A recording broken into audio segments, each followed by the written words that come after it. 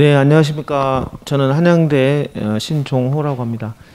오늘 그 외대에서 그 연합학술대인데요. 전체 제목은 초국적 협력과 소통을 위한 대한민국 외교 60년, 남방과 북방의 연결.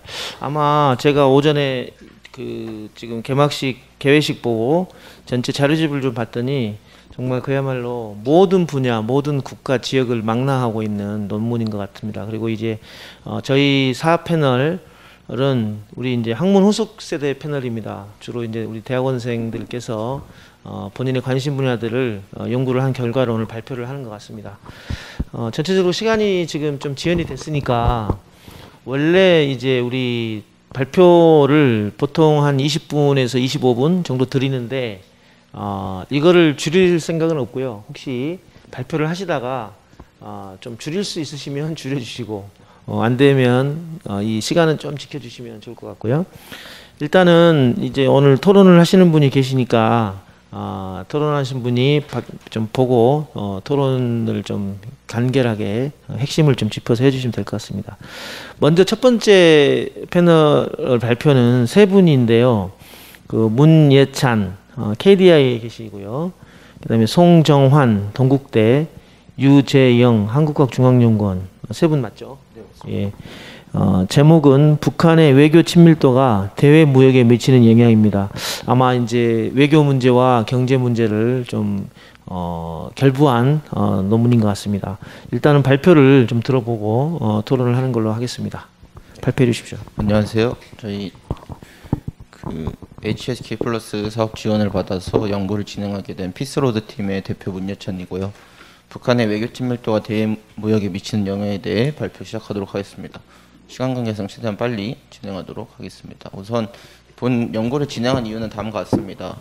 국제사회에서 북한을 향한 지속적인 대북 제재 속에서도 북한의 대외 무역을 지속적으로 이루어진다는 것에 초점을 맞춰서 그 북한과의 외교 친밀도가 이 대외 무역에 영향을 미치지 않을까라는 의문으로 시작되었고요. 이 그래프와 같이 2016, 17년도 강력한 대북 제재 이후에도 북한의 대외 무역이 계속 진행되는 상황 속에서 과연 어떤 변수가 영향을 미치고 있는지 살펴보고자 본 연구를 시작하게 되었습니다.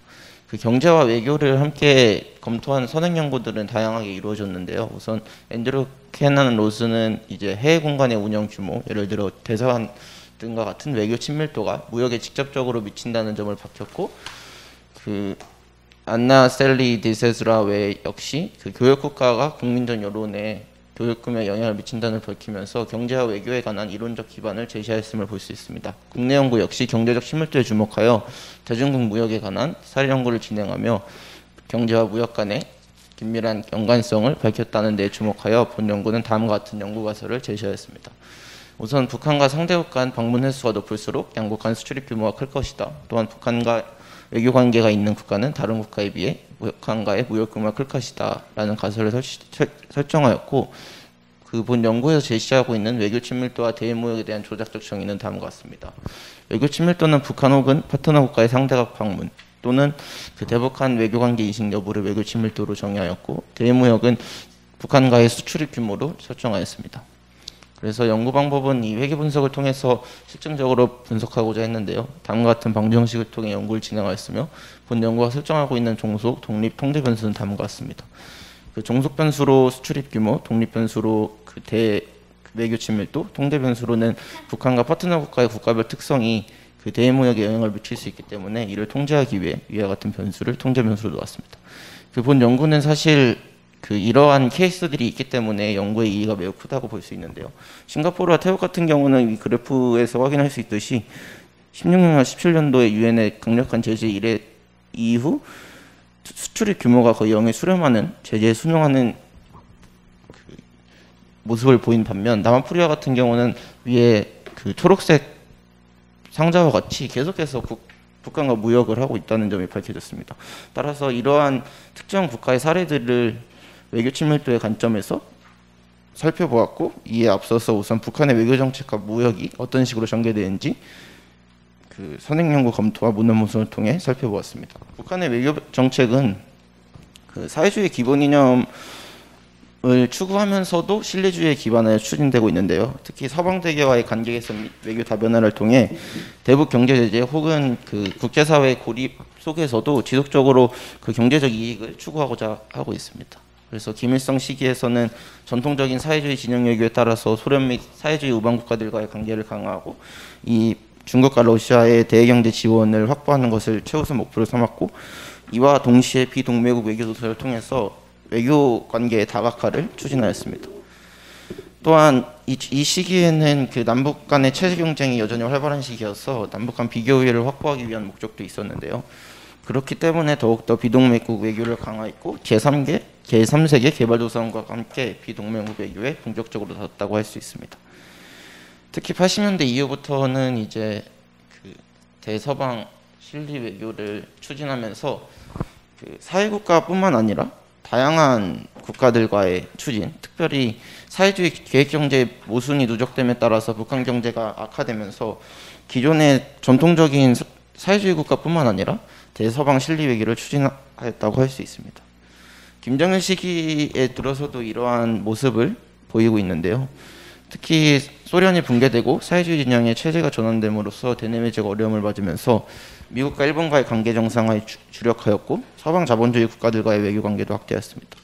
특히 북미, 북일 외교 정상화 추진을 하였는데, 모두 잘 알다시피 이제 북핵 위기를 시점으로 계속해서 미국과의 대화를 추진하였고, 북미 관계 정상화를 모색하였다고 할 수 있고, 일본과의 관계 개선 협상도 1991년부터 92년 사이 8차례 협상이 진행되었습니다. 이러한 외교 노선은 특히 북한이 경제난 극복을 위한 국제사회 지원 확보가 절실했다는 점에서 그 원인을 모색할 수 있으며, 특히 북한에서 계속해서 이 경제적인 어려움이 있는데 러시아가 붕괴되고 중국으로부터 지원도 많이 받지 못한 상황에서 그 외교 노선을 확대함으로써 다양한 방법으로 경제 문제를 극복하려고 했다고 할 수 있습니다. 김정은 시기에서는 조금 다른 모습을 보이긴 하지만 그 핵무력과 경제 발전을 동시에 추구하면서 여전히 서방 국가들과의 그 관계 개선을 추진하고 있고, 2019년에서는 새로운 북미 관계 수립에 대한 적극성을 강조함으로써 그 사회주의 국가의 그 기본 이념이 아니라 실리 외교의 측면에서 나타났다고 할 수 있고, 이러한 결과가 북한 무역의 특징으로 나타나고 있다고 할 수 있습니다. 즉 중국과 러시아와 같은 서방 국가, 사회주의의 전통적인 국가뿐만 아니라 태국, 싱가포르, 독일, 브라질 등이 북한 무역의 10대 무역 대상국이 뽑혔다는 것은 북한의 외교가 서방과 사회주의 국가를 아우르는 굉장히 다각화되고 적극적인 실리 외교를 펼쳤다고 볼 수 있으며, 그 특징을 이 표가 보여주고 있다고 할 수 있습니다. 다만 북한은 대중무역 편중 현상이 심화되고 있는데요. 아래 이전 표와 이전 표에서 볼 수 있다시피 2008년부터 2018년까지 항상 1위는 중국이었고 80% 이상 중국에 의존하고 있다고 할 수 있습니다. 북한 역시 그 무역 편중 현상을 인식하고 있지만 북한이 중국과의 무역이 지속적으로 이존되고 있는 상황에서 그 편중 현상은 지속적으로 유지될 것으로 예측됩니다. 그래서 본 연구 결과는 이러한 북한의 무역 특징과 외교관계의 특징을 반영하여 다양한 국가 외교관계를 맺고 있다는 점, 특별히 북한과 상대국 방문이 활발하게 이루어지고 있고 다른 서방 국가들이 북한을 외교관계로 인식하고 있다는 점에서 외교 친밀도가 대외무역에 미치는 영향을 살펴보게 됐고, 연구 결과는 다음과 같습니다. 그 초록색 박스에서 볼 수 있듯이 트래블이 이제 상대국 방문, 디플로매시가 외교관계 인식 여부인데요. 그 트래블의 경우 모두 수출과 수입의 양의 상관관계를 보이고 있다는 점에서 북한과의 그 상대국 방문이 높을수록 그 무역을 더 많이 하고 있다는 것이 실증적으로 파악되었고, 이게 중국을 포함된 경우인데 아까 말씀드렸다시피 중국 편중 현상이 너무 심해가지고 중국을 제외하고도 또다시 모델을 분석해본 결과 여전히 양의 상관관계를 유지하고 있다는 점에서 본 연구 결과는 다음과 같이 요약할 수 있을 것입니다. 첫 번째로 북한 혹은 파트너 국가의 상대국 방문이 양국 간 수출입과 양의 상관관계를 보인다는 점에서 첫 번째 가설이 지지됐다는 것을 볼 수 있으나 외교관계 여부에서는 그 방문 변수와 달리 음해 상관관계를 보인다는 점에서 가설 2의 지지에는 실패했습니다. 이는 북한의 그 외교적으로 인식하는 국가의 수는 많으나 실제 상당한 양의 무역을 하는 국가는 현재 적기 때문이라고 볼 수 있습니다. 그래서 본 연구는 다음과 같은 시사점을 도출했는데요. 우선 중국을 제외한 분석대상에서도 동일한 결과를 도출했던 점에서 중국뿐만 아니라 다른 국가에서도 제재 상황 속에서 지속적으로 무역을 진행하고 있다. 그렇기 때문에 제재에 순응하지 않고 북한과 무역을 진행하는 요인이 제공되고 있다는 것을 시사합니다. 또한 방문 병수는 수입에 비해 수출에 대해 파트너 국가의 대북 교역이 더 큰 영향을 미친다는 점에서 수입보다 수출에 대해서 그 상대방 국가가 북한 제재에 동참하는 비용이 더 적다는 것을 추정할 수 있고요. 이러한 결과는 형 대북 제재에도 함의를 제공합니다. 즉 상호 방문이 비교적 높은 국가들, 예를 들어 태국이나 그 짐바브웨, 모잠비크와 같은 국가들에 대한 새로운 제재 주산, 즉 프라이머리 생션을 대체할 수 있는 그 제3국가의 제재를 시행하는 세컨더리 생션 등을 부과한다는 것이 정책적 시사점으로 도출될 수 있으며 대북 수출의 모니터링 강화 등의 필요성을 제기하고 있습니다. 따라서 본 연구는 상대국 방문과 대무역 간의 통계적으로 유의미한 양의 상관관계를 파악했다는 점에서 큰 의의가 있으며 그럼에도 불구하고 국제사회의 강력한 제재 아래에서도 북한과의 대무역이 전개되는 이유를 다음과 같이 추정하였습니다. 우선 제재 참여 요인이 적을 수 있고 또한 제재 미참여에 따른 비용이 크지 않은 경우 특정 국가는 북한과의 무역을 통해 자신의 국익을 제고할 수 있습니다. 따라서 후속 연구를 통해서 위에서 추정한 내용들을 조금 더 통계적으로 또 실증적으로 논의하려는 노력을 계속해서 전개하고자 하고 이와 동시에 그 우크라이나 전쟁 등 현재의 국제 정치 상황이 어떤 식으로 북한에 반영되는지 그 우크라이나 전쟁으로 인해서 사회주의의 국가들 특히 러시아를 중심으로 한 사회주의 결집이 다시 한번 등장되는 현 상황에서 이러한 것이 사회주의 국가인 북한에도 조금 그 무역 변화에 유의미한 영향을 미치지 않을까라는 점에서 후속 연구를 통해 이와 같은 내용을 반영함으로써 본 연구를 발전시키고자 합니다. 이건 참고 문헌이고요. 들어주셔서 감사합니다. 예, 제가 괜히 시간을 말씀을 드렸나 싶을 정도로 이렇게 너무 이렇게 빨리 말씀을 해주셨는데 일단은 그래도 전달은 토론자께서 이미 읽으셨고 전달됐다고 생각하니까 토론자께서 좀 상세하게 토론을 해주셔도 될 것 같고요. 혹시 오늘 발표하시다가 지금 시간적인 것 때문에 좀 생략을 하신 게 있을 것 같아요. 그래서 일단 나중에 그 토론자 끝나고 다시 발언할 기회가 있으니까 그때 좀 못한 이야기 좀 더 추가를 하시면 될 것 같습니다. 제 개인적으로는 뭐 이게 이제 어떤 정확한 변수 간의 연결관계도 명확한 것 같고 우리 보통 일반적으로 우리가 논문의 어떤 그 구성 요건들을 많이 갖추고 있는 것 같다는 생각이 드는데요. 일단 구체적으로 우리 토론자 선생님께서 한번 토론해 주시는데 토론은 올라와서 하셔도 될 것 같은데요. 좀 올라와 주십시오. 예, 올라오십시오. 예.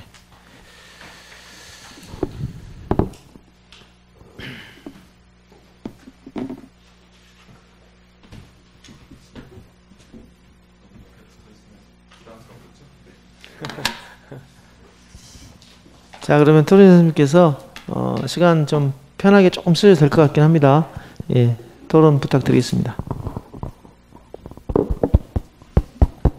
안녕하세요. 한국외대 글로벌정치연구소 김현규라고 합니다. 솔직히 말씀드리면 저는 이제 중국 전문가이기 때문에 저한테 왜 북한의 외교 친밀도와 대무역을 이렇게 논문을 저한테 토론할 기회를 주셨는지는 모르겠지만 아무래도 이 논문 내용에서 이제 중국에 대한 얘기가 살짝 나오기도 하고 북중 관계는 또 떼려야 뗄 수 없는 관계이기 때문에 저에게 이 부분을 맡기신 것 같습니다. 일단은 되게 재밌게 읽었고 그리고 사회자 선생님께서도 말씀하셨다시피 논문의 구성으로 그러니까 학술적 논문의 구성으로 접근해서 일단 명료하게 말씀해 주셨기 때문에 그거에 대해서는 딱 그 구성은 잘 돼 있다라고 판단이 됩니다. 다만 저를 이제 토론자로 앉힌 이유가 또 젊은 학자이기도 하고 좀 센 얘기를 좀 해주면 어떨까라는 차원에서 저를 여기 토론자로 섭외를 해주셨기 있다라고 생각하기 때문에 약간 좀 좀 세게 말씀을 드려도 제가 악의가 없다는 점은 우선 말씀을 드리고 시작을 하겠습니다. 제 지금 토론의 부분은 그 지적사항과 질문사항을 하나 말씀을 드리겠고요.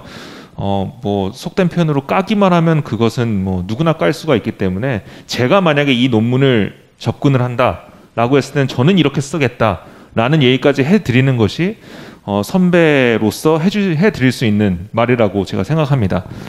일단은 지적사항과 함께 좀 질문사항을 몇 가지 9가지를 말씀드릴 거고요. 그리고 건설적인 제안 부분 한 6가지 정도 말씀을 드릴 겁니다.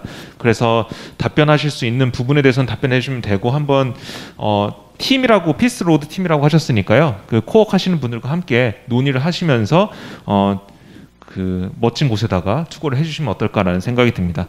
첫 번째로는 오타가 너무 많습니다. 그러니까 오타가 너무 많다라는 거는 이 논문을 쓰는 데 있어서 신경을 안 썼다라는 인상을 지울 수가 있습니다. 그리고 그렇기 때문에 오타가 너무 많아서 이 좋은 글임에도 불구하고 오타가 많기 때문에 이런 점은 좀 주의를 해주시면 어떨까라는 생각이 들고요. 그리고 장의 숫자까지도 오타가 있기 때문에 과연 이거를 첨삭을 했는지에 대한 좀 의구심이 들어가지고 좀 그 부분에 대해서는 앞으로라도 좀 주의를 기울였으면 좋겠고요.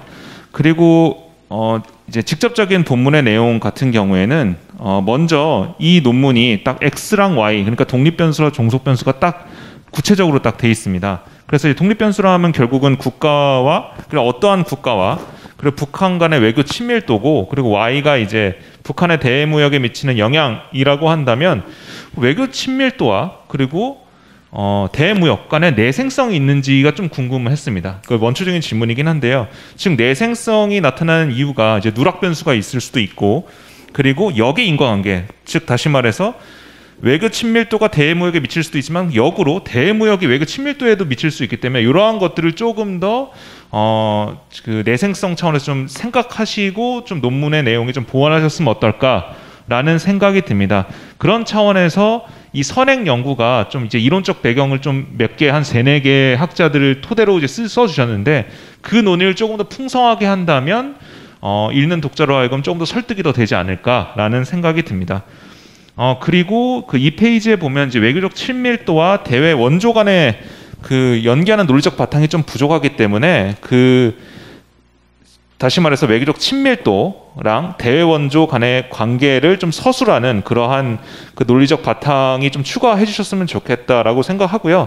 또 국가적 친밀도라는 얘기가 많이 나오기 때문에 저도 지금 저 IR 쪽 전공이긴 하지만 저도 요즘에 뜨고 있는 그 친밀도 중에 하나가 이제 보이텐이 쓴 그 논문, 19년 논문인 것 같은데, 거기서 이제 Geopolitical Affinity라고 해서 정치 지리적 친밀도를 분석하는 변수가 있습니다. 혹시 그걸 좀 보시고 나서 좀 여기에 좀 참고하시면 어떨까라는 생각이 들었는데요. 거기서 이제 나타난 주요 변수가 물론 약간 결이 다를 수도 있는데 UN Local Voting Data라고 해가지고 UN에서 이제 예를 들어서 이제 북한이라고 따지면 북한에 대한 이제 투표를 어떻게 하느냐, 좋게 하느냐, 그러니까 비토론느냐 아니면 찬성하느냐, 제재에 대해서요. 이제 그런 식으로 해서 외교적 친밀도도 측정을 할 수 있기 때문에 그런 부분을 조금 보완하시면서 독립 변수를 한번 추가해 보시는 게 어떨까라는 생각. 독립 변수가 아니라 그 데이터로서, 조작 특정의 하나로서 측정 데이터로서 하나 써보시는 게 어떨까라는 생각이 듭니다. 그리고 3페이지에 경제 외교라고 말씀하셨는데, 경제 외교가 과연 무엇인지에 대한 얘기가 없이 그냥 막연하게 그냥 저도 뭐 떠오르게 경제 외교라는 거는 막연하게는 알지만 과연 여기서 이 논문이 얘기하는 경제 외교란 무엇인가라는 게 없기 때문에 그거에 대한 부가적인 설명이 좀 필요하다라고 생각이 들고요. 그리고 뭐 많이들 얘기합니다. 저희가 이제 학술적 논문을 했을 때 연구 대상과 범위를 어떻게 설정하냐, 뭐 이런 얘기를 했는데, 아무래도 데이터가 2001년부터 2019년 때문에 그렇게 설정하신 것 같은 예측은 합니다만은, 연구 대상을 측정했을 때, 그러니까 범위를 설정했을 때 그 범위를 왜 설정했는지에 대한 논리적 근거가 필요로 합니다. 그렇기 때문에 데이터를 2001년부터 19년까지 쓰셨던 이유를 좀 명확하게 논문에서 짚어주시면 어떨까라는 생각이 들고요.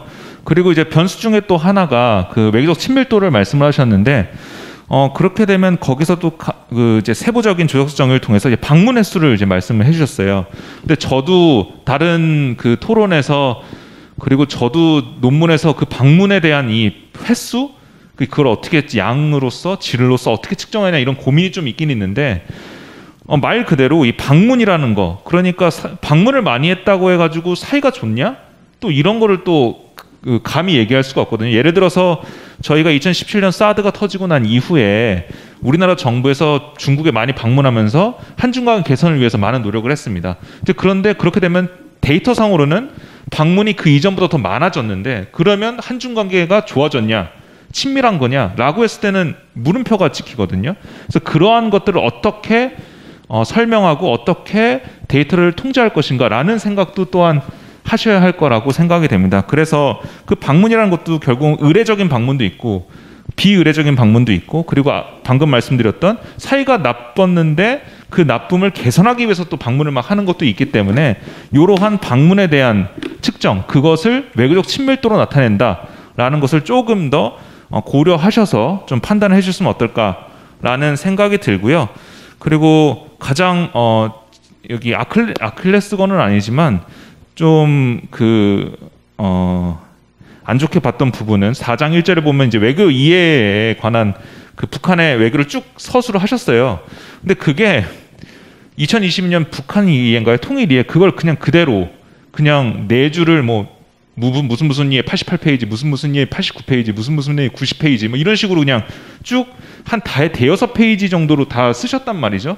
근데 그거는 그 딱 보기에도 논리적으로 물론 북한의 외교에 대한 얘기를 해주시는 것도 있지만 그걸 넣으신다라고 한다면 조금 더 나는 이 책 말고도 이런 여러 논문들과 학술적으로 해서 북한의 외교 행태를 좀 이렇게 정리해 보겠다라는 좀 노력이 필요할 것 같고요. 더 나아가서 저는 그 부분은 솔직히 이 논문에서는 필요 없는 부분이라고 생각을 합니다.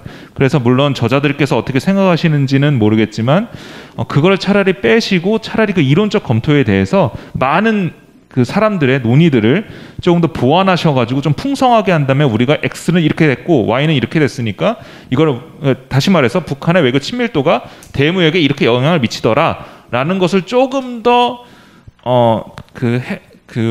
얘기하고자 하는 방향으로 좀 논문을 깔때기처럼 쭉 모아 들어가는 게 낫지 않을까. 왜냐면 논리 흐름상 갑자기 갑툭튀처럼 북한의 외교 정책이 이렇습니다라고 나와버려서 그 부분에 대해서 좀 지적을 하고 싶습니다. 그리고 건설적인 부분에 대한 얘기인데요.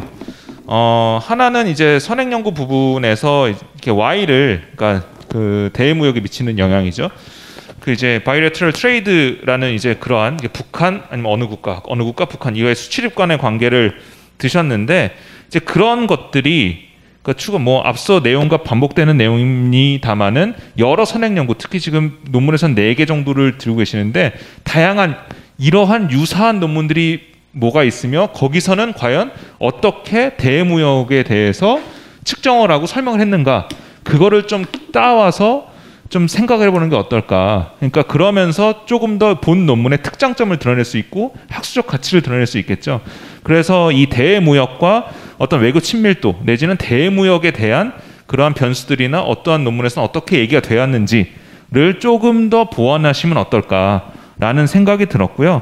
그리고 이제 4페이지에 이런 데이터에 대한 얘기들을 쭉 해주셨는데 나는 외교 변수에 대해서 친밀도에서는 이 데이터를 썼어. 그리고 이 다음 변수에서는 이렇게 데이터를 썼어. 이렇게 그냥 넘어가실 게 아니라 이 데이터는 그래도 한두 줄 정도는 이러한 데이터입니다라고 좀 부가적으로 설명을 해주시는 게 읽는 독자로 하여금 좀 편안한. 그러니까 뭐 GDP나 이런 거는 굳이 뭐 얘기할 필요는 없지만 뭐 여기서 얘기했던 뭐 여러 데이터들이 있잖아요. 이제 그런 것들에 대해서는 좀 그 친숙하지 않은 데이터이기 때문에 그거에 대해서 한두 줄 정도의 그 데이터 설명은 필요하지 않을까라는 생각이 들었습니다.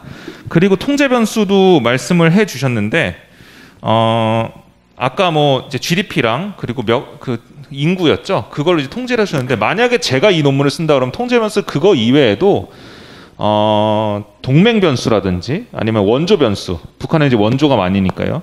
그리고 특히 이제 2008년 이후에 뭐 시기별로 2001년부터 2019년이라고 말씀하셨으니까 그 2008년 글로벌 금융 위기를 이제 더미 변수화 해가지고 뭔가 시간 변수를 통제 변수로 둔다라고 하면 조금 더 연구팀에서 하고자 싶은 북한의 외교 친밀도가 대미 무역에 미치는 영향 요거에 대해서 조금 더 설명을 더 얻지 않을까 싶어서 뭐 이거는 제가 뭐 이래라 저래라 개입할 수 있는 부분은 아니지만 통제 변수도 넣으셨기 때문에 이러한 통제 변수도 한번 넣어보시면서 한번 돌려보시는 게 어떨까라는 생각이 들었습니다. 그리고 9페이지에 보면 이제 상위 10개 쭉 데이터를 그러니까 나라별로 쭉 해주셨어요.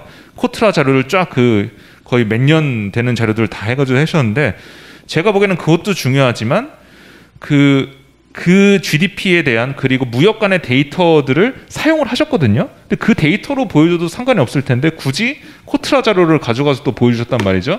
이제 그거에 대해서는 뭐 질문이자 만약에 제가 만약 이랬었다면 그 데이터도 그러지만 원래 쓴 데이터가 있기 때문에 그걸로써 아름답게 그래프화 시켜서 보여줘도 나쁘지 않을까. 굳이 그 표에 한 장에 막 엄청 많은 자료들을 다 넣어가지고 1등부터 10등까지 이래요 라는 것보다는 그런 데이터를 쓰셨으니까요. 그러면 어떨까라는 생각이 들었고 그리고 마지막으로는 이것도 이제 오늘 방법론적인 대한 얘기를 많이 하는데 방법론적으로 마지막에 볼 부분이 만약에 저라면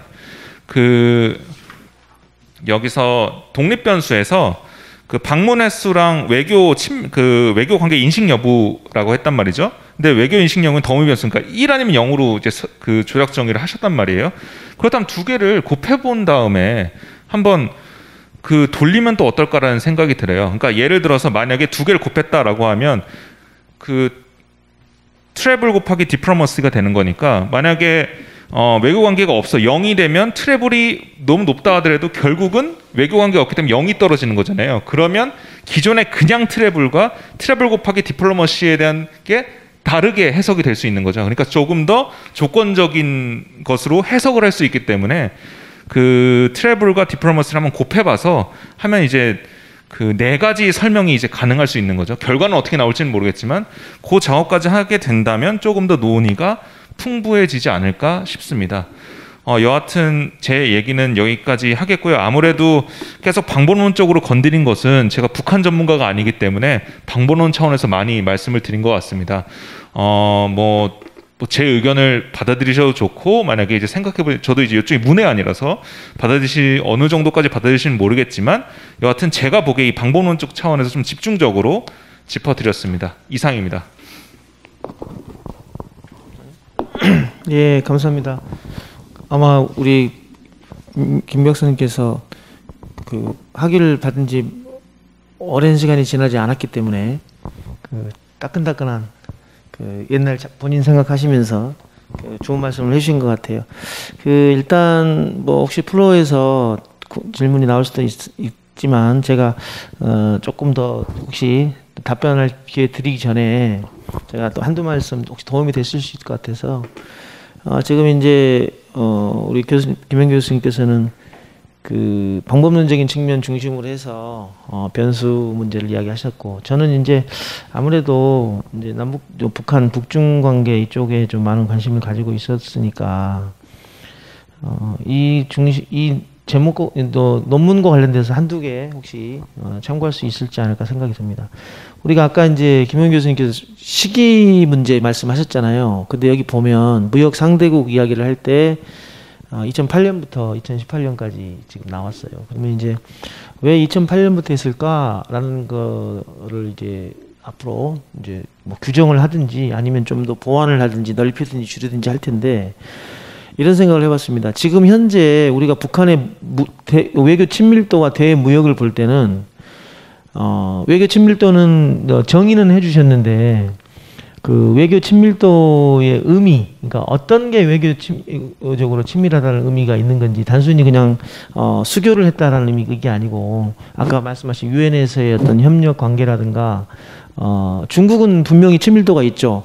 왜냐하면 미국과 중국이 서로 싸울 때 홍콩 문제에 대해서 북한이 중국 편들기를 공개적으로 많이 했기 때문에 그거는 외교적인 친밀도는 분명히 있다라고 볼 수 있는 거잖아요. 그래서 그런 사례들을 통해서 예를 들어서 여기서 지금 많은 국가들이 나오는데 국가들의 대표적인 사례들을 좀 넣어주면 예를 들어서 브라질과의 관계, 여기서 지금 저는 주목하는 나라들이 주로 중국, 러시아, 인도, 브라질, 파키스탄 정도인데 좀 특징들이 있는 것 같아요. 파키스탄은 이제 사회주의 국가라는 의미도 있지만 항상 중국을 방문하는 파키스탄 고위 지도부가 북한을 같이 방문하는 케이스도 많거든요. 그러니까 그게 이제 상호 방문 친밀도 이거를 좀 이렇게 나누는데 좀 도움이 되지 않을까라는 생각을 합니다. 그런 특정 국가들의 사례를 통해서 이런 것들이 우리 본문에서 말하는 외교 친밀도다라는 사례들을 좀 적시해주면 더 좋지 않을까. 두 번째는 무역 이야기가 나오는데 북한이 대외적으로 무역을 중시하겠다라고 하는 몇 가지 시그널들이 있었죠.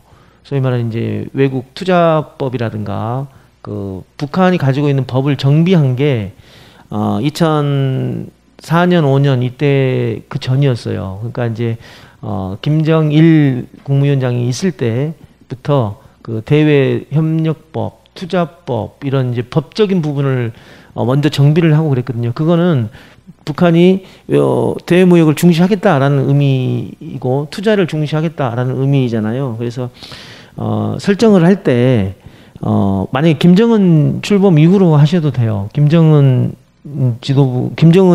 정권을 잡은 다음부터 하는 것도 방법이고, 아니면 북한이 어떤 이유로 인해서 어떤 조치를 통해서 대외 무역을 중시하기 시작했다. 그렇기 때문에 우리는 이 대외무역을 보겠다라고 하는 거고, 아니면 대외무역의 추세로 봤을 때 북한이 계속 정치 상태에 있다가 좀 좋아지고 있는 시기가 있었다면 그때부터 보겠다라든가, 이렇게 좀 그런 설득력 있는 단어들이 좀 있으면 좋겠다는 생각이 들고요. 저는 시사점에 아무래도 관심이 있을 것 같아요. 사람들이 이 논문이 아무리 이렇게 우리 학문 후속 세대 패널이긴 하지만 데이터를 가지고 한 거기 때문에 결국에는 시사점을 보게 되는데, 마지막 부분에 러시아의 관계 이야기하는데 왜 그러면 외교적인 친밀도 대무역을 이렇게 갔을까? 중국이야말로 조금 특별한 경우가 있지만 저는 미국과의 관계가 매우 중요한 나라들인 것 같아요. 이 지금 사례로 제시한 나라들은 미국과의 관계가 안 좋거나 미국과의 관계에 부정적인 모습을 보였던 국가들이 너무 많아요. 특히 이제 브라질이나 독일 같은 경우 보면, 이 브라질 같은 경우 거의 매년 2008년부터 이 순위 안에 들어가 있거든요. 독일도 2번인가 3번 빼놓고는 다 들어가 있고, 인도는 뭐 거의 다 들어가 있고, 그렇죠. 10년 이상 인도는 4등 밑으로 내려간 적이 없단 말이에요. 그러면 인도는 미국과 중국을 서로 이렇게 소위 활용하면서 전략적 자율성을 키워왔던 그런 사례이고, 러시아는 미국과의 관계 안 좋죠. 파키스탄, 그 다음에 브라질, 이런 나라들은 다 이렇게 미국과의 관계가 좋지 않은 국가들이었단 말이에요. 그래서 이런 세점을 할 때도 그거를 좀 염두에 두면 조금 더 뭐 변수 통제라든가 이런 데 좀 도움이 되지 않을까라는 생각을 합니다. 그래서 같이 하시는 분들이 뭐 KDI도 계시고 뭐 그런 이론적인 것도 좀 같이 있기 때문에 이런 변수들을 좀 고려를 하면 좀 더 의미 있는 논문이 되지 않을까 생각이 들고요. 혹시 우리 이광태 교수님이나 뭐 다른 패널 오신 분들께서 혹시 질문하실 게 있으십니까? 하셔도 됩니다. 혹시 다른 분 없으세요? 그러면 시간이 뭐 아주 부족하지는 않습니다. 그러니까 우리 발표자께서 충분히 디펜스 좀 하셔도 됩니다. 예. 우선은 굉장히 큰 도움이 되는 피드백을 주셔가지고 너무 감사드리고요. 우선 김영규 박사님이 주신 제안에 대한 대답을 하다면은, 우선은 방법론적으로 되게 피드백을 많이 주셔가지고 통제 변수를 추가하고, 또 레퍼런스로 말씀해주신 지오폴리티컬 어피니티 데이터를 찾아봐가지고 반영하도록 하겠습니다. 또 방문 횟수도 이제 외교 친선과 같은 긍정이랑 문제 해결을 위한 방문과 같은 부정으로 나눌 수 있을 것 같은데, 이거를 조금 카테고리화 해가지고 조금 더 질적인 측면에서도 데이터에 포함시킬 수 있도록 노력을 하도록 하겠습니다. 특히 선행 연구를 통해서 이론적 기반을 좀 백업을 하고, 이 북한 외교의 측면보다는 조금 이 연구가 진행하고 있는 게 기존 연구에서 어떤 식으로 진행되었고, 그래서 본 연구가 학술적으로 또 더해가는 가치가 무엇인지에 조금 더 내용을 부과함으로써 논리적인 연계성을 강화하고자 하겠습니다. 또 그 사회자 선생님께서 말씀해주신 내용에 대한 디펜스를 하자면은 그 국가 대표적 사례를 제시, 뭐 중국, 러시아, 인도, 브라질, 파키스탄 등 같은 사례를 추가적으로 설명해가지고 외교 친밀도에 대한 내용을 설명하고자 하겠고요. 또 미국과의 관계를 조금 더 면밀하게 살펴보면서 시사점에서도 관련 내용을 포함해서 본 연구가 정책적이나 조금 그 학술적으로 조금이나마 더 기여할 수 있도록 노력하겠습니다. 정말 감사드립니다. 예, 감사합니다. 아마 대부분 다 받아들이시는 어떤 그런 자세를 가지고 계시는 것 같은데, 혹시라도 김현 교수님께서 나중에 그 토론문 좀 전달을 해주셔가지고 전달해서 그대로 주셔도 될 것 같아요. 그래서 좀 도움을 좀 받을 수 있게 좀 하시면 될 것 같습니다. 오늘 세 분이서 중요한 재밌는 논문을 발표를 하셨고요. 다른 두 분은 못 오셨지만 이게 제재 문제와도 영향이 있는 것 같아요. 그래서 이제 외교 관계가 강한 나라들, 좋은 나라들이 제재에 결정적인 역할을 하잖아요. 그리고 제재가 저희가 예전에 해보면 제재가 성공하려면 11.5년 정도의 시간이 지속이 되어야지 그 효과가 발휘한다라고 하더라고요. 그리고 그러려면 경제관계가 좋은 나라들이 그 제재에 적극 동참하지 않으면 실패한다라는 거. 그러면 이제 만약에 미국과 북한이 관계가 좋았다면 미국이 하는 제재가 효과가 있는데 미국이 북한 경제에 영향을 미치지 못하기 때문에 제재 효과가 많지 않다. 반대로 중국이 제재에 적극적으로 동참하지 않으면 이 대북 제재는 실패한다. 이런 이제 많은 연구들이 있었어요. 그런데 그거를 사실은 저는 오늘 본문에는 제재 이야기가 많이 나왔는데 제목이나 목차상에 좀 그런 부분이 반영이 되면 나중에 좀 재밌는 그 임플리케이션이 나오지 않을까라는 생각 좀 해봤습니다. 세 분 연구하시느라 고생 많으셨고요. 오늘 토론해주신 김현 교수님 고생하셨습니다. 예, 일단 첫 번째 발표 세션은 마치고 한 1, 2분 정도 쉬었다가 정리하고 두 번째 발표 듣겠습니다. 이상 마치겠습니다.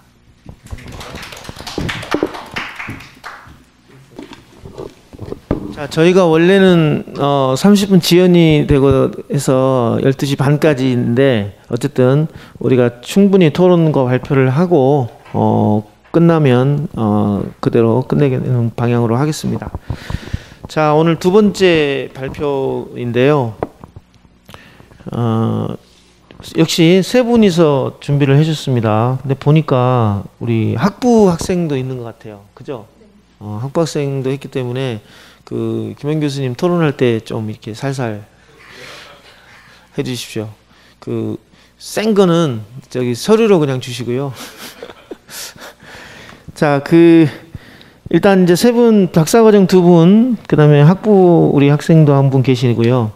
제목은 시진핑 시대 중국 공산당의 항미 원조 정신 강조에 관한 연구입니다. 재밌죠? 이게 며칠 전에 지금 중국 공산당 당대회도 끝났고 또 보니까 시작하는 그 도입글을 지난번에 시진핑의 발언을 가지고 도입을 하셨어요. 그래서 아주 재밌습니다. 저도 이 부분에 관심이 많고 그래서 사실 저도 오늘 이 부분을 토론자로 왔으면 해드릴 수 있는 이야기가 많았을 것 같긴 합니다만은 저는 조금 되도록이면 자제를 하고 우리 김현 교수님께서 일단 토론을 잘 해주시기 바랍니다. 일단 여기도 이제 PPT로 준비하신 거죠. PPT를 준비하셨으니까 시간은 충분히 쓰셔도 될 것 같습니다. 한 20분에서 25분 쓰시고 그 다음에 우리 토론 진행하는 걸로 하겠습니다. 네, 안녕하세요. 저희 항모 호소 세대 두 번째 발표를 맡게 된 데이브레이커스 팀의 팀원 이유리입니다. 저희 팀은 시진핑 시대 중국 공산당의 항미 원조 정신 강조에 관한 연구를 진행했고요. 발표에 앞서 우선 저희가 왜 이 주제를 선정했는지 그 이유부터 먼저 말씀드리겠습니다. 주변 강대국들의 이런 간섭과 영향력으로부터 자유로운 통일 한반도의 구축이 사실 우리 분단 이후부터 저희 정치의 최종적 목표 아닌가라고 생각을 했습니다. 이에 따라서 핵심 당사국이자 한반도 부방의 주요한 국가인 중국이 한반도에 대한 인식 그리고 한반도 전략에 대해서 오직 항구적 시각에서 이해하는 것이 아무래도 한계가 있지 않을까라고 생각했습니다. 이에 저희 팀은 이번 연구에서 항구 전쟁의 역사 문제보다도 항미 원조 그리고 그 정신에 대한 이해를 통해서 중국 국내의 인식을 알아보고자 합니다. 더불어 세력 전이 논쟁이 지속되고 있는 현 시점에서 중국이 우리에게 어떠한 질서를 제시해 줄 것인가가 향후 우리의 외교 정책에 보다 의미가 있을 것입니다. 남북한 문제는 이제 남북한 양국뿐만 아니라 중국, 미국, 러시아 그리고 오늘날 일본까지 고려해야 되는 동아시아 문제 내지 세계 문제로 확대하고 있습니다. 보다 주목해야 할 점은 논문에서도 언급했듯이 중국이 항미 원조에서 한국을 제외하고 있다는 점입니다. 우리가 이를 통해서 중국에 대해 한국 인식을 추측하고 향후 한중 관계의 5월 발전에 보다 유의미한 연구의 토대가 될 것으로 기대를 하고 있습니다. 그래서 저희 팀의 발표는 사실 발표 시간이 생각보다 짧을 거고요. 좀 더 많은 시간에 토론에 주목을 해서 계신 교수님들도 저희가 준비한 주제에 좀 더 많은 관심을 가져주시면 감사하겠습니다. 우선 발표 순서부터 말씀드리겠습니다. 먼저 본 연구의 연구 목적을 제시한 후에 항미 원조가 무엇이고 시진핑이 제시한 항미 원조 정신이 무엇인지에 대해 알아보겠습니다. 그리고 이후에 다음 발표자가 이어서 항미 원조 정신 강조의 대내외적 함의를 알아보고 결론 부분에서 이것이 국제사회와 한국에 어떠한 영향을 미치고 있는지를 설명하면서 발표를 마무리하도록 하겠습니다. 우선 저희 연구 목적을 말씀드리겠습니다. 중국은 10년 주기로 항미 원조 참전 기념식을 가지고 있으며 지난 2020년의 경우 중국은 항미 원조 참전 70주년을 맞이하였습니다. 저희는 해당 기념식에서 국가주석인 시진핑이 발표한 담화문을 2000년에 장저민 주석, 2010년에 시진핑 국가 부주석이 발표된 기념 담화문들과 비교 분석하였습니다. 특히 지난 2020년 담화에서 항미 원조 정신이라는 개념이 처음 등장하였음을 확인되었습니다. 이에 대한 강조가 어떠한 함의를 지니고 항미 원조 정신을 강조함으로써 중국 공산당이 이루고자 하는 목표가 무엇인지를 알아보고자 하였습니다. 항미 원조 정신에 대해 알아보기 전에 먼저 항미 원조가 무엇인지에 대해 설명하고자 합니다. 항미 원조란 말 그대로 중국의 입장에서 미국에 대항하여 북한을 돕는 전쟁을 말합니다. 1950년 6월 25일에 발발한 항구 전쟁을 중국은 조선 전쟁이라고 명명하고 있습니다. 동년 10월 19일 펑더와의 지휘 아래 중국 인민지원군이 압록강을 건너면서 항미 원조 전쟁이 시작되었습니다. 중국은 항구 전쟁과 항미 원조를 구분 지으면서 한반도 내전이 항미 원조라는 국제 전쟁으로 비화된 데에는 유엔군이 38선을 넘어 중국 국경 인근까지 진격하면서 중국의 안보를 위협한 것이 주요 원인으로 작용했다고 합니다. 이 과정에서 중국 공산당은 국제 평화와 정의를 위해서 중국이 미국의 위협 때문에 참전할 수밖에 없다는 이유를 내세우며 참전의 불가피성을 주장하기도 했습니다. 다음은 항미 원조 정신의 의미입니다. 시진핑은 2020년 기념 담화에서 다음 5가지 요소들이 항미 원조 정신을 이룬다고 주장을 했습니다. 조국과 민족을 위해 몸을 아끼지 않은 애국주의 정신, 생사를 망각하는 혁명 영웅주의 정신, 고난을 두려워하지 않은 혁명 낙관주의 정신, 조국과 인민이 부여한 사명을 원수하는 혁명 총성 정신, 인류 평화와 정의를 위해 분투하는 국제주의 정신이 바로 항미 원조 정신입니다. 한마디로 요약하면 항미 원조 정신은 죽음도 두려워하지 않은 희생 정신과 애국주의 정신을 뜻하며 시진핑 정부는 과거 중국 인민들이 그러하였듯이 현재의 중국 인민들도 역시 항미 원조 정신을 본받아야 하고 지금 직면하고 있는 고난을 이겨내야 된다고 합니다. 그렇다면 시진핑을 필두로 한 중국 공산당이 왜 2020년에 항미 원조 정신을 강조하였는지에 대해서 다음 발표자가 설명하도록 하겠습니다. 네, 안녕하세요. 발표자 강예주입니다. 저는 이어서 발표 진행하도록 하겠습니다. 2020년 중국은 화면에 보시는 바와 같이 각종 대내외적인 도전에 직면해 있었습니다. 중국 공산당은 이러한 어려움을 항미 원조 전쟁과 나란히 배치시켜서 과거 중국이 세계 제1의 국가인 미국에 대항하여 전쟁의 승리를 쟁취하였듯이 현재 중국도 그들이 직면하고 있는 각종 고난들을 이겨낼 수 있다는 메시지를 대내외에 전달하고자 하였습니다. 이러한 메시지는 코로나 확산, 경제 둔화, 도시 봉쇄 정책 등 얼어붙은 국내 민심을 달래고 더 이상 서양 국가들의 공세에 무너지지 않는 강한 국가라는 대외적 이미지를 구축할 수 있도록 합니다. 이렇듯 저희는 항미원조 정신이 중국의 대내외적인 난관 극복을 위한 수단으로 사용되었다고 보았습니다. 저희는 2020년 시진핑 항미원조 기념 담화문 내용을 분석하고 과거 담화문들과의 차이점을 살펴보았습니다. 그리고 이를 항미원조 정신과 연결지어 중국이 무엇을 이루려 하였는지 알아보고자 하였습니다. 먼저 대내적 측면입니다. 지난 두 차례의 기념 담화문과 달리 2020년 시진핑의 항미원조 기념 담화문은 항미원조 전쟁 승리의 공을 마오쩌둥에게만 돌리고 있었습니다. 2000년과 2010년 담화문에서는 마오쩌둥, 저원라이, 류샤오치, 덩샤오핑과 같은 여러 혁명 원로들을 언급하고 있습니다. 자신이 마오와 비슷하거나 그보다 조금 낮은 지위에 있다는 시진핑의 인식이 이렇게 드러난 것이 아니냐는 추측을 해볼 수가 있습니다. 물론 시진핑의 지위가 높음을 드러내려는 목적도 있겠지만 항미원조와 이를 연계해 보았을 때 이는 과거 중국 대중들이 건국의 아버지인 마오를 따르고 그를 중심으로 단결하였듯이 지금의 대중들도 시진핑을 중심으로 단결하라는 메시지를 내포하고 있다고 해석해 볼 수 있습니다. 두 번째로 과거 담화문과 비교하여 시진핑의 담화문은 중국의 위대한 승리를 더 강조하고 있습니다. 저희는 이전 담화문들과의 비교를 통해 위대한 승리라는 단어가 눈에 띄게 자주 사용되었음을 확인하였습니다. 여기에는 중국 국민들로 하여금 항미원조 역사를 영광의 역사로 인식하도록 하려는 목적이 담겨 있다고 볼 수 있습니다.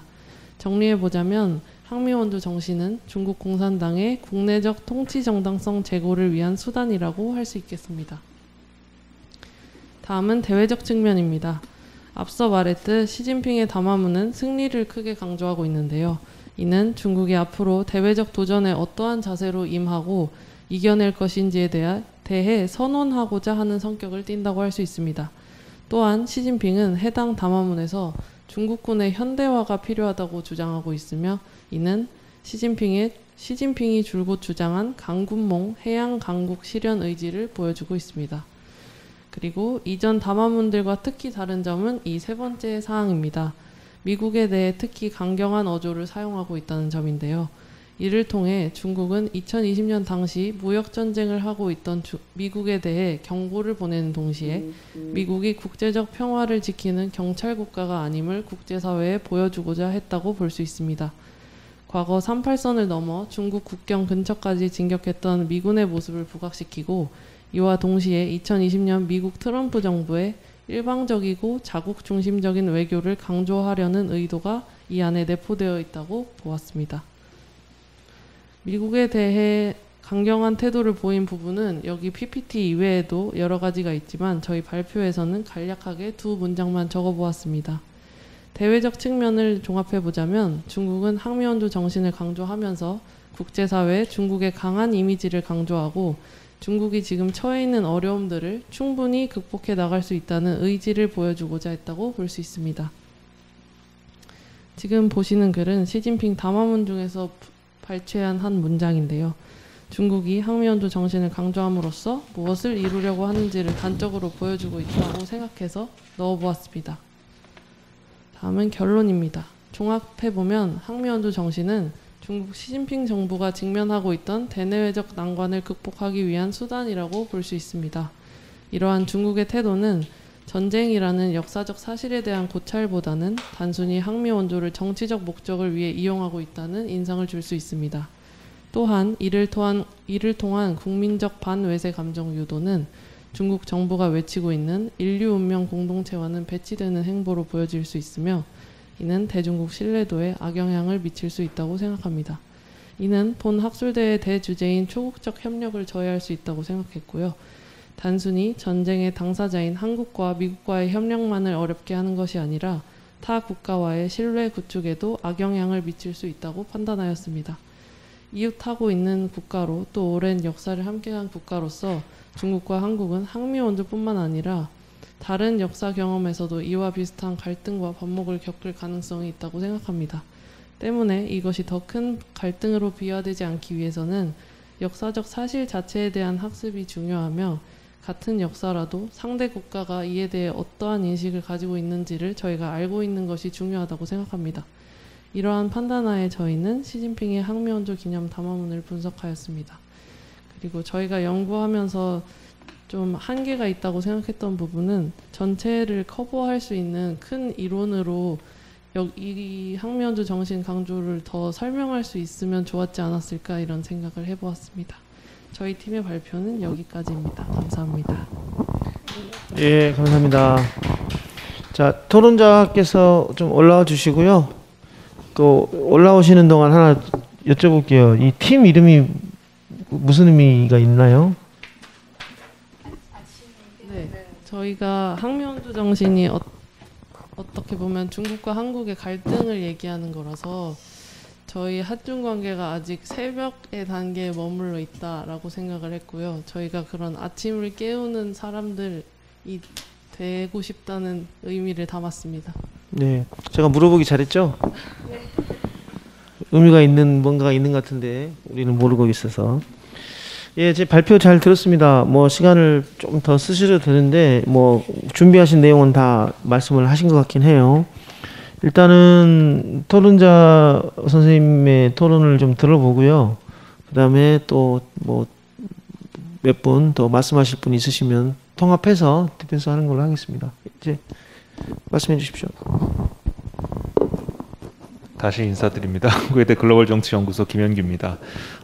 우선은 제가 학부 때는 맨날 그 뭐 그 쓸데없는 소리입니다만은 맨날 술 마시고 놀기 바빴는데 여기 벌써 학부생께서 이렇게 그 박사생 분들과 코어까지 하시고 참 대단하신 것 같습니다.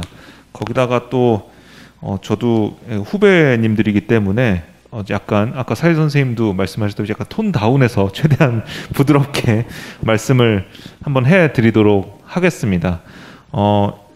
앞선 논문과는 다르게 이 부분은 저도 많이 요새 연구하는 부분입니다. 그래서 선생님들이 절 아시고 이거를 맡기셨나라는 것처럼 제가 요새 이제 텍스트 분석에 워낙 빠져 있어가지고 최근에도 텍스트 분석 관련해서 그 논문을 냈었고요.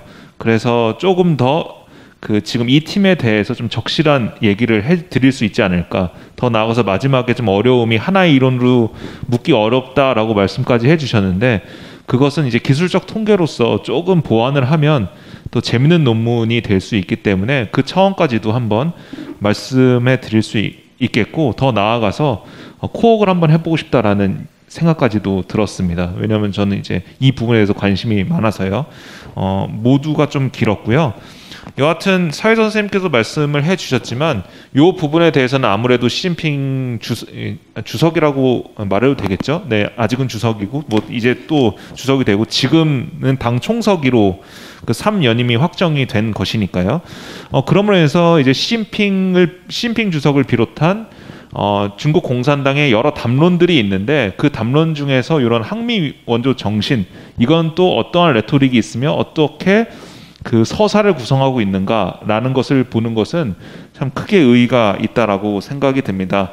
그럼에도 불구하고 이제 이 논문이 학술적 성과물로서 나타나려면 조금 보완해야 할 부분이 있어서 그 점에 대해서 약간 지적을 해드리고 만약 저라면 또 앞선 그 토론과 마찬가지로 만약 저라면 이 논문을 이렇게 한번 써보겠다라는 것으로 건설적인 제안과 함께 마무리를 하고자 합니다. 먼저는 짜잘한 부분인데요. 본 논문에서는 이제 여러 지도자들, 특히 이제 시진핑부터 시작해서 뭐 덩샤오핑, 뭐 장쩌민 뭐부터 시작해서 여러 뭐 류샤오치 여러 지도자들이 나옵니다. 근데 그 간체 변기를 전혀 안 하셨더라고요. 그리고 어떤 부분은 또 변기를 하시고 어떤 부분은 변기 안 하셔가지고 처음에 이름이 등장할 때는 한번 변기를 해주신 다음에 쭉 서술하면 어떨까라는 되게 사소한 얘기부터 시작을 하겠습니다.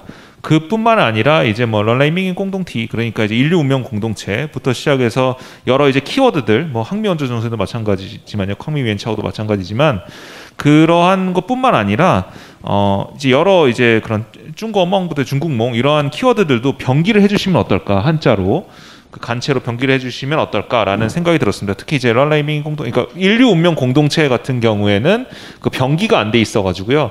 뭐 방금 발표에서도 말씀해 주셨지만 워낙 중요한 담론이잖아요. 인류 운명 공동체가. 특히 이제 시진핑 주석이 집권한 이후로 그 담론을 많이 얘기하고 있기 때문에 이제 그거에 대해서는 이제 주요 키워드들, 담론들은 변기해 주시면 어떨까라는 생각이 들었습니다. 또한 마지막으로 짜잘한 것은 간체 번체가 좀 혼용돼 있더라고요. 그것은 이제 하나로 좀 통일해 주시면 어떨까라는 생각이 들었습니다.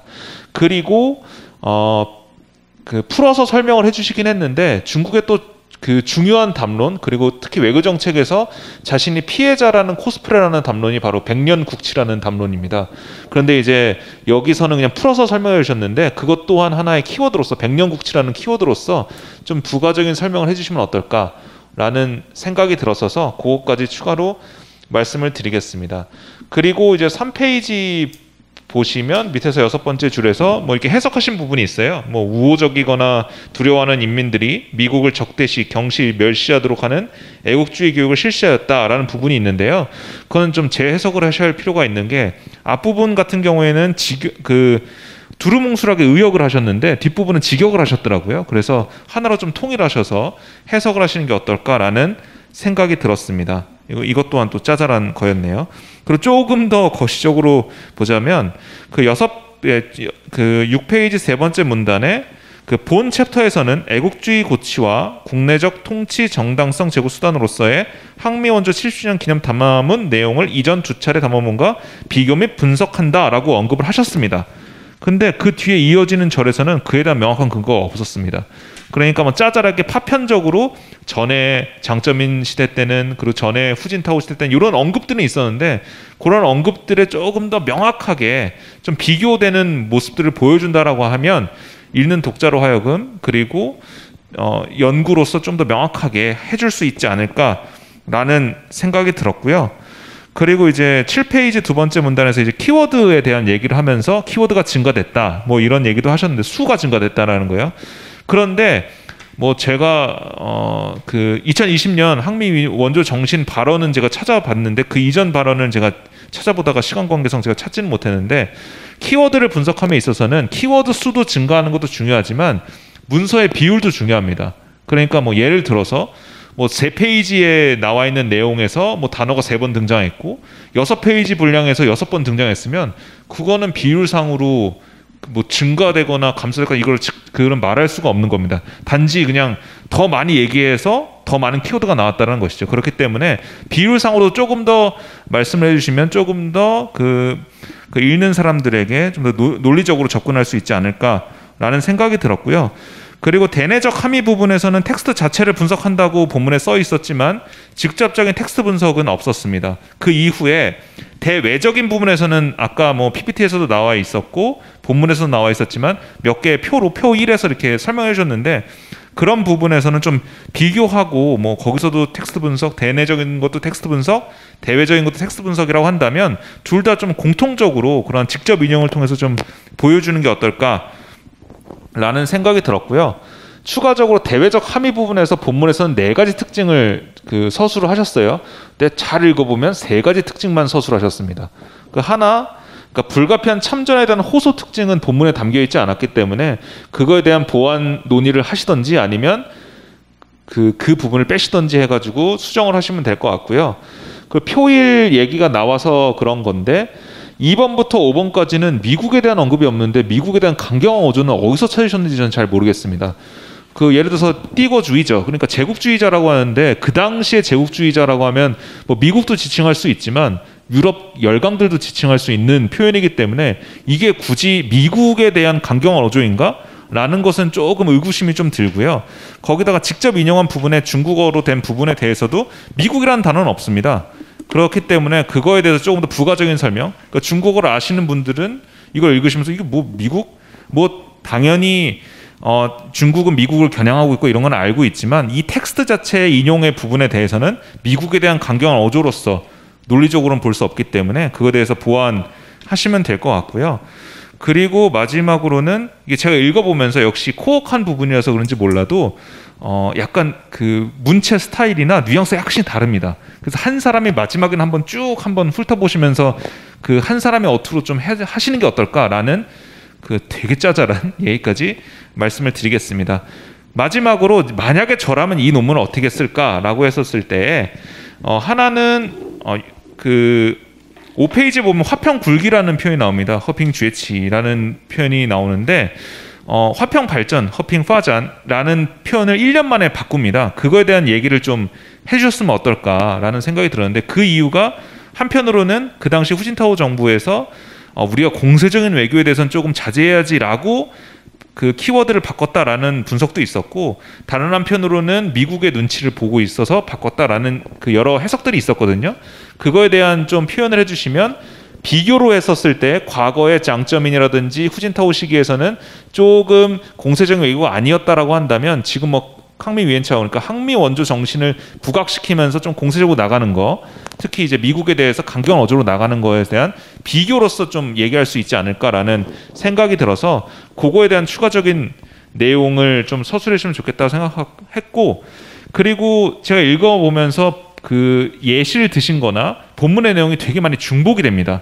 그렇기 때문에 만약에 저라면 본론의 구조를 다시 재배치를 해가지고 논리적인 전개를 다시 한번 가꾸는 게 어떨까라는 생각이 드는데요.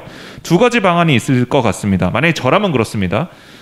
하나는 과거 담화문의 비교를 통해서 명확히 보여주는 겁니다.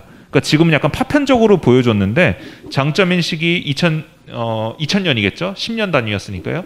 그리고 후진타오 시기 2010년, 그리고 시진핑 시기 2020년. 그래서 텍스트를 다 본 다음에 그것을 질적으로 뭔 차이가 있는지를 아예 그냥 본론을 그 구조로 나가는 게 어떨까라는 거 하나.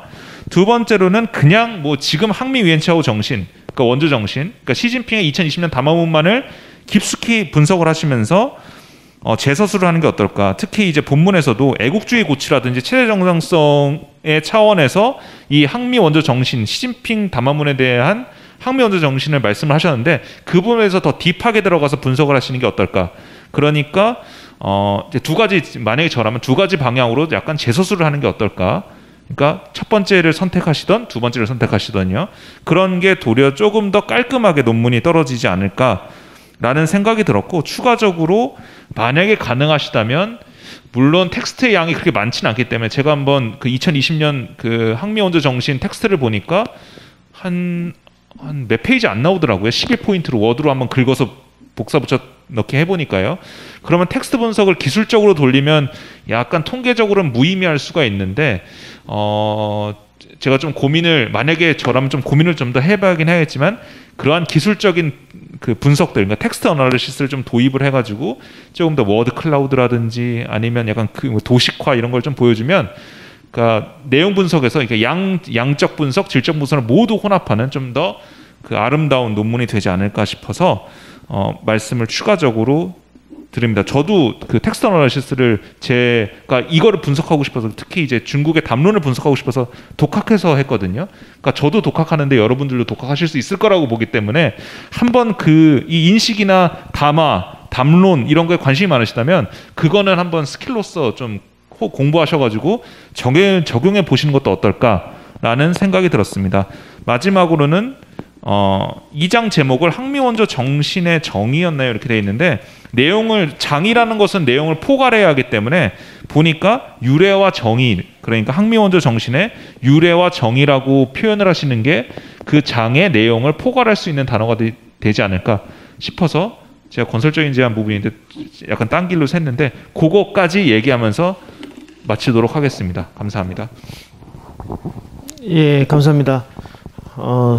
뭔가를 좀 더 말씀을 하실 수 있을 것 같은데 많이 좀 자제하는 모습을 제가 좀 느꼈고요. 역시 토론문 또 알려주시면서 하시면 될 거. 혹시 플로어에서 말씀하실 분 계십니까? 예, 말씀하십시오.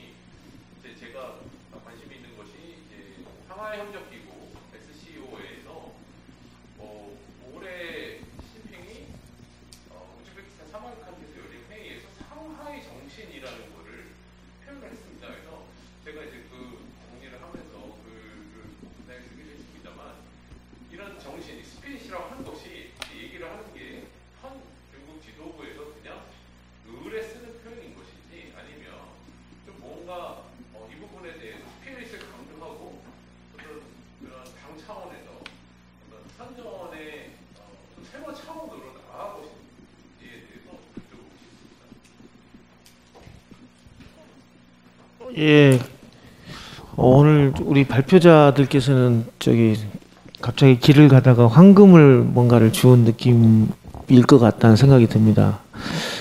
되게 중요한 말씀을 해주셨어요. 그리고 마지막 질문은 사실 제가 하려고 준비했던 건데 해주셔가지고 제가 좀 보충만 하겠습니다.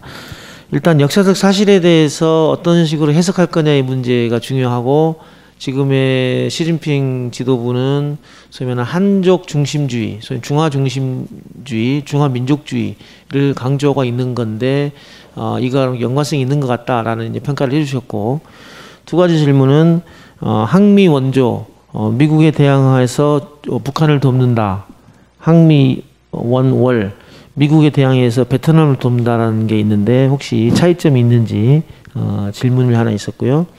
두 번째는 최근에 SCO 상하이협력기구에서 샹하이 정신이라고 하는 거를 시진핑이 강조했는데, 이게 정신을 강조하게 되는 것들이 어떤 역사적으로 어떤 맥락이 있었는지를 질문을 해주셨습니다. 혹시 지금 인터넷으로 보고 계시는 분들이 계실 수 있어서 질문자 답을 제가 대신 해드렸고요. 준비 좀 해주시고요. 제가 좀 도움이 될 수 있을까 싶어서 말씀을 좀 드려보겠습니다. 보통 우리가 이제 논문을 고민을 할 때 키워드들을 고민하잖아요. 근데 여기에서 제가 보는 키워드는 시진핑이 키워드인 것 같고, 그 다음에 항미 원조 정신이 키워드인 것 같아요. 근데 항미 원조 정신을 이렇게 따옴표로 묶어 놓으니까 우리는 항미 원조 많이 들어봤잖아요. 근데 항미 원조를 보는 걸로는 이게 분량도 좀 이렇게 좀 부족하고, 이게 뭔가 이렇게 이게 주장은 되는데 근거가 좀 면역할 수 있다는 생각이 들어요. 그래서 아까 두 분 지금 토론자분과 이광태 교수님 말씀하신 걸 좀 보완을 할 수 있다면 저는 소위 말하는 정신에 집중을 해보면 어떨까 싶어요. 중국에서 제가 지금 메모를 좀 해봤었는데 뭐가 있나? 제가 생각되는 게 레이펑 정신이에요. 레이펑이라는 사람이 이 노동자로서 뭔가 이렇게 들어보셨죠? 그러면서 이거를 계속적으로 사상 학습을 시키는 거죠. 몇 년 동안. 그러면서 뭔가 목적을 위해서 운동을 전개를 합니다. 그리고 여러분들 기억하실지 모르겠지만 98년인가요? 99년인가요? 타임지의 일면 그 톱 사진이 인민해방군이 홍수를 막으려고 서로 스크럼을 끼고 하는 장면. 그러면서 인민해방군이 많이 죽었거든요. 그럴 때 캉홍 정신이라는 게 있었습니다. 홍수. 홍수를 막는데 인민해방군이 죽었어요. 그런데 그 정신을 본받아야 한다고 하면서 했던 게 서방에서는 아주 특이했던 거죠. 그러니까 그 정신을 강조하게 되는 그때 맥락이 있었던 거고요. 그 다음에 가장 최근에는 뭐냐면 코로나 대항하는 이제抗이 정신이라고 있습니다. 이제 코로나 대응 정신. 이것도 어쨌든 나라가 뭔가의 목적을 위해서 이 항이라는 단어를 쓰고 있는 거거든요. 그러면 이 항미 원조도 우리가 항미 원조에 꽂힐 게 아니라 항미 정신이라고 하는 처음이라고 했으니까 중국에서 역대 이 정신을 강조하게 된 배경이 있으면 그 레이펑이든 뭐 캉홍이든 이런 정신을 했을 때 그때 시기에 중국의 국내와 국제적인 상황이 어땠는지 제가 보기에는 상당한 유사성이 있을 것 같아요. 지금도 국내적인 상황, 대외적인 상황이 있었기 때문에. 그래서 중국 지도부는 거대한 중국을 이끌어가야 되고 본인이 이제 2020년의 시점도 매우 중요합니다. 왜냐하면 2018년에 3년임 이야기를 해놓고 이제 그제 지금 3년임 성공을 한 거지, 기본적으로는 성공한 거잖아요. 그러면 그 과정에서 끊임없이 왜 3년임을 해야 되는지에 대해서 보여줘야 됩니다. 보여줘야 되기 때문에 저는 이 소위 말하는 그 항미 원조 정신이라는 표현을 썼을 거고, 그 다음에 그 코로나19 그 방역 정신 이런 거를 쓰는 거고, 저는 연관성이 있다고 보는 거거든요. 그래서 결국에는 이러한 정신을 이야기하는 게 오디언스가 누구냐? 저는 오디언스가 국내 국민 인민들이라고 저는 생각을 하는 사람 중에 한 사람이라서 이 정신에 조금 더 포커스를 맞춰주고 항미 원조를 사례로서 해주면 어떨까라는 생각이 좀 들었습니다. 제목을 보면 항미 원조 정신 강조에 대한 연구인데, 강조에 관한 연구인데, 항미 원조 정신에 대한 소위 말하는 분석의 대상이죠. 근데 분석의 목표가 좀 빠진 것 같아요, 단어에서. 그러니까 항미 원조 정신에 관한 연구가 아니라 항미 원조 정신 강조의 뭐 이유라든가 원인이라든가 뭐 이런 게 뭔가 좀 제목에 들어가면 무엇을 하려고 하는지가 드러날 것 같다는 생각이 좀 들었습니다. 나머지는 뭐 좀 장절 조정하고 이러는 거는 아마 이제 우리 김 교수님께서 말씀하셨기 때문에 그거 이렇게 하면 될 수 있을 것 같고요. 좀 종합하셔서 좀 천천히 시간을 충분히 쓰셔도 됩니다. 그래서 두 분 모두 발언하셔도 되고 대표로 발언하셔도 되겠습니다. 말씀해 주십시오.